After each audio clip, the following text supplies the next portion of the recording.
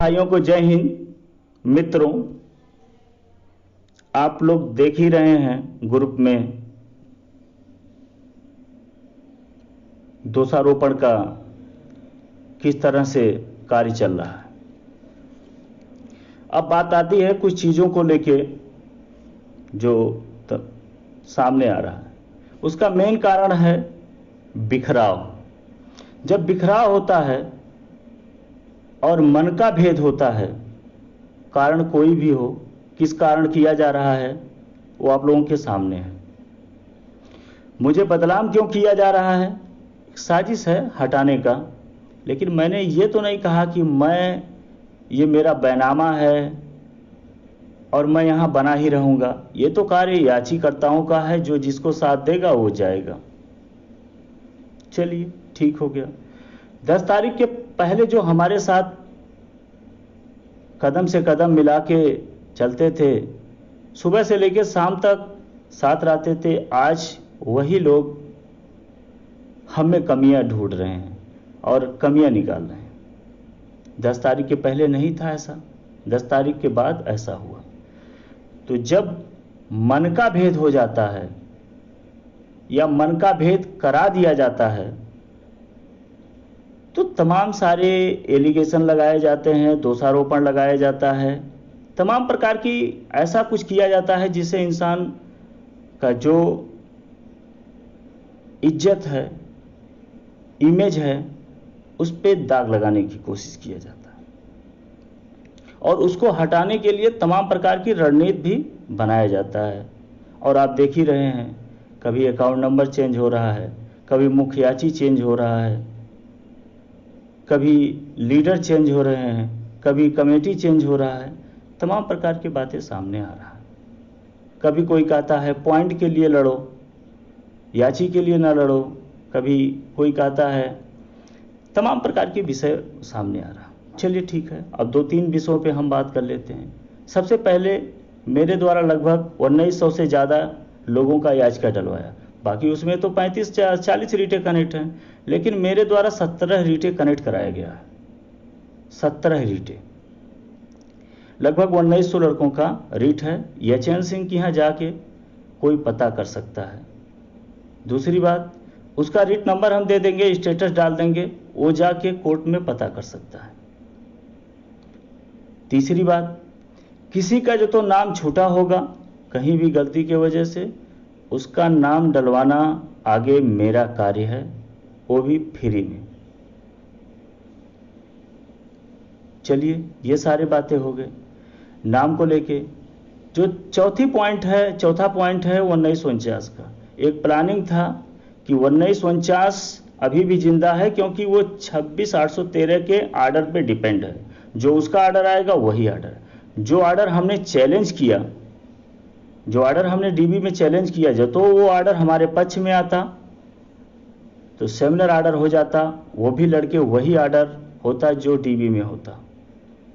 लेकिन जिनको इस बात को ज्ञात नहीं है, सिर्फ दूसरे को कहने पे, बदनाम करने पे लगे हैं, ये उनकी मंशा है।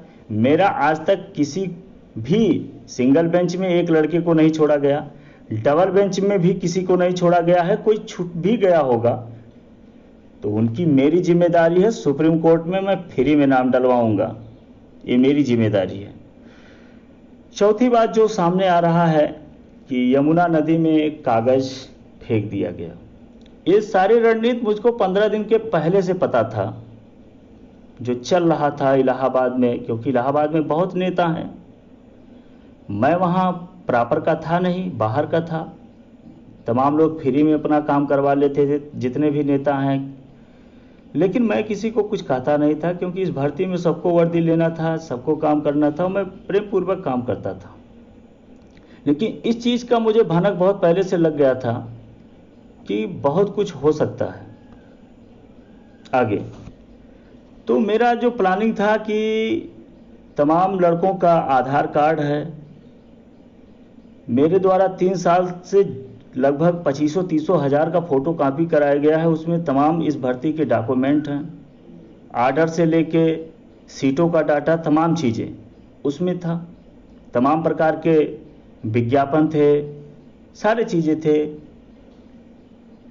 एडमिट कार्ड का फोटो कॉपी था, तमाम चीज़ें था। ये सारे चीज़ें मेरे द्वारा लिया गया है, मेरे विश्वास पे लिया गया है। कहीं गलत जगह ये चला जाएगा आधार कार्ड, ये तमाम चीज़ें कागज़, तो इसका मिसयूज होगा भविष्य में। मैं जितना भी डॉक्यूमेंट था जो भर्ती को काम आ सकता है भविष्य में, वो सारे डॉक्यूमेंट एक जगह कर लिया गया और 2 बोरा में और डॉक्यूमेंट जो फोटो कॉपी करा के रखा गया था, जो कोई काम नहीं था। हम और आकाश भाई दोनों लोग उसको ले जाके यमुना जी में बहा दिए, इसलिए क्योंकि इसका मिसयूज ना हो। मैं जब तो इलाहाबाद छोड़ रहा हूँ, जा रहा हूँ, तो मेरे ना रहने पे इसका मिसयूज ना हो, कहीं गलत जगह आधार कार्ड ना जाए, कहीं जो मैं फोटो कॉपी करा के डॉक्यूमेंट, सीटों का डाटा या तमाम इंटरेक्शन काउंटर जो भी रखा हूँ, ये मिसयूज ना हो। मेरा यही काम है, तो इसलिए उसको बहा दिया गया। ये कोई इशू नहीं था। लेकिन जब तो जो कोई साथ रहा था और उनकी जो तो सोच दूसरा है, तो तमाम कमियां निकाला जाएगा। अब लास्ट बात, क्योंकि अब किसी भी नेता के पास कोई भी डॉक्यूमेंट नहीं है जो रीड फाइल किया जा सके। इस भर्ती से रिलेटेड जितना भी डॉक्यूमेंट है जो केस जीता जा सकता है, वो सिर्फ मेरे पास है।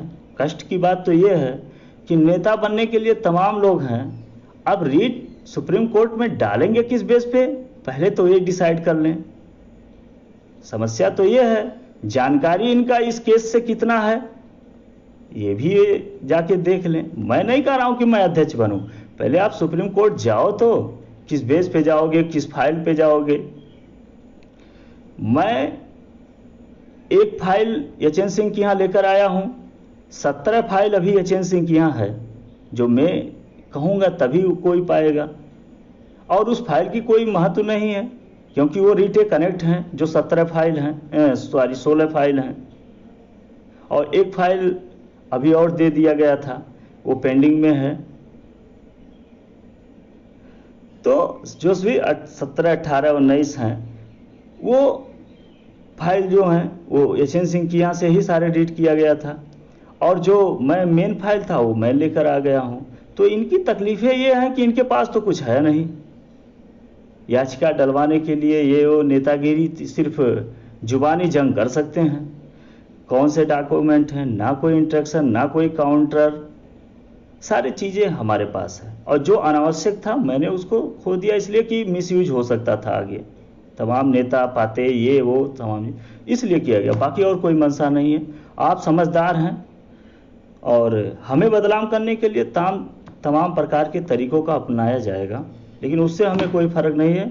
हर चीज़ मैं तैयार हूँ, हिसाब से लेके हर चीज़ देने के लिए। ऑनलाइन चीज़ें हैं, जितने भी अकाउंट में मेरे पैसे आया है कोई किसी से छुपा नहीं रहेगा।